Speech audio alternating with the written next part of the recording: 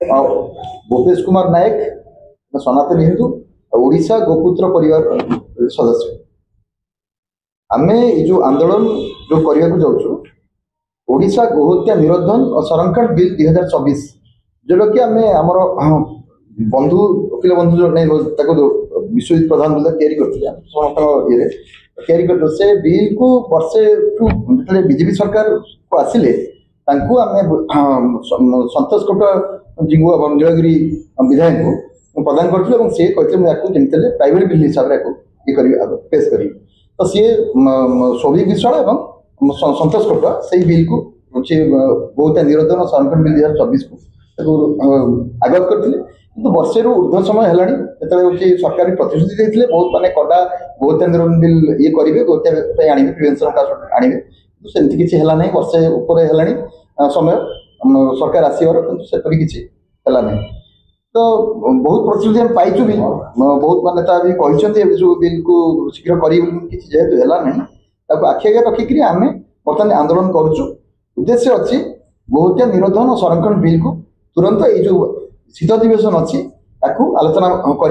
शीघ्र पारित करेंगे पारित मोहर बाजीगला जी समय लगू किंतु आलोचना परिसर को आसवा दरकार वर्षे 1.5 वर्ष आलोचना परिसर को आसला ना जो गला खाली इंट्रोड्यूस होगा बिलटा किंतु बिल आलोचना परिसर को आसला ना तेणु आम चाहूँ ये जो आंदोलन उद्देश्य अच्छी तुरंत आलोचना परिसर को आणिकी तुरंत पारित कर प्रोसेस को आरंभ करेंगे यहीटा उद्देश्य अच्छी आ गए कथा आमर ये जो पूर्व जो बिल अच्छी पूर्व जो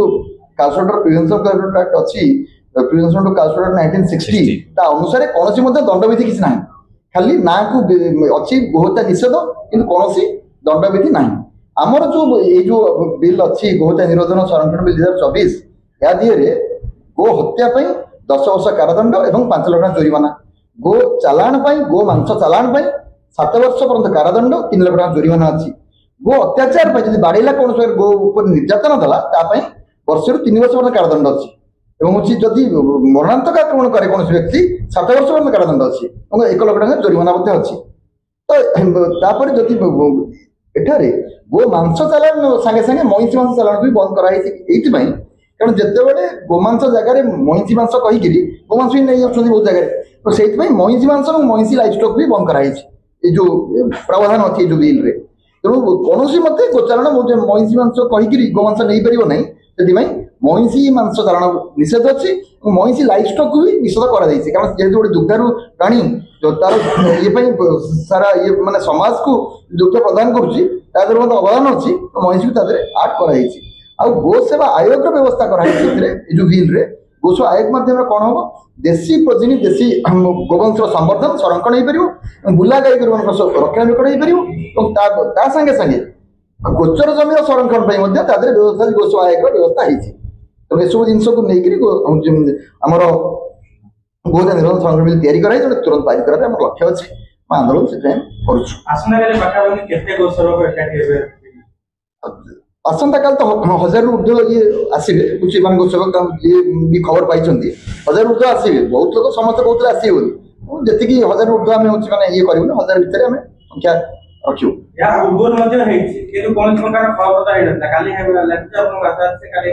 आम तो प्रचेषा निश्चित भाव में करूँ कि सरकार पर ये जेहेतु गोहत्या एत संख्यक आम 50 जन ऊर्ध्व अनशन बसार अच्छे अवस्था तेणु एत संख्यक कई बस नी पूर्व ये तो यहाँ भावुँ हम हम जमी सफल हो बर्तमान प्रेजेंट लॉ अच्छी जेहेतु तार किसी हाथ गोड़ ना तार जेहेतु किसी पनिशमेंट विधि ना तार फायदा उठे कौन से मैंने फायदा उठुच्च पुलिस भी साहय कर पाऊना आईन जब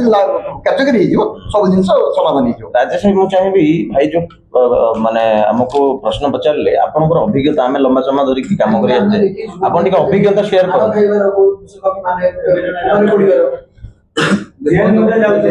परिचय देखिए आरंभ राजेश कुमार ओडिशा गोपुत्र परिवार सदस्य आम विगत दिन अनेक थर जेल जाइए गुड़ी भी खाइचु मिथ्या मकदमा मास धरिक जेल अच्छे आम जो गोहत्या निरोधन आईन संरक्षण बिल 2024 जो आप कहते आरथरक आम करते किसी प्रभाव पड़नी एथर कौन प्रभाव पड़ो आरथरक आम गोटे 2 घंटा 3 घंटा आम समस्त एकाठी आमे एथरक पूरा पूरा एथे संकल्प नेकी जाउछु करिछु कि जेपर्यंत मुख्यमंत्री आम कथा न रखिबे जेपर्यंत गोमातांगर हत्या बंद न करे पई पुलिस डीजी को पुलिस विभाग को चिठी न लिखे से पर्यंत आम आंदोलन जारी रहिबा।